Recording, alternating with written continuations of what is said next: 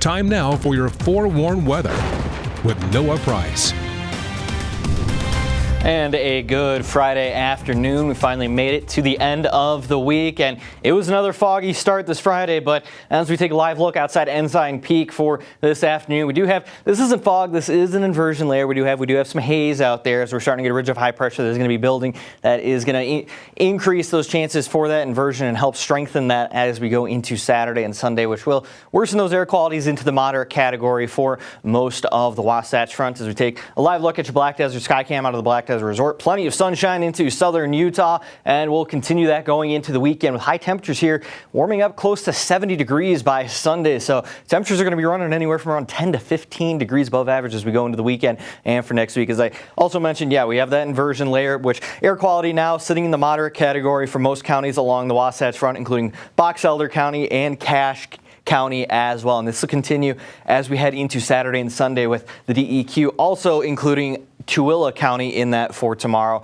and for Sunday, and even into southwest Utah again. We're always going to be in the green there. No air quality issues there as we look at that upper level futurecast. Now, as you can see, we're going to start to have this ridge of high pressure that's going to move in to the southwest. That'll lead to those warmer temperatures with highs into the 50s for the Wasatch Front and those 60s for southwest Utah, and that'll help to strengthen that inversion leading into haze for Saturday and for Sunday. And then we have been tracking this shortwave trough, but it has been trending more in a northerly direction as we are only just seeing a slight chance of precipitation going into Monday. Nothing too crazy, but chances are on the lower side, and we have been tracking that. Might not lead too much in the way, but one thing is for certain, we're going to start to get this Rex block that is going to form over the western United States. And what that's going to do?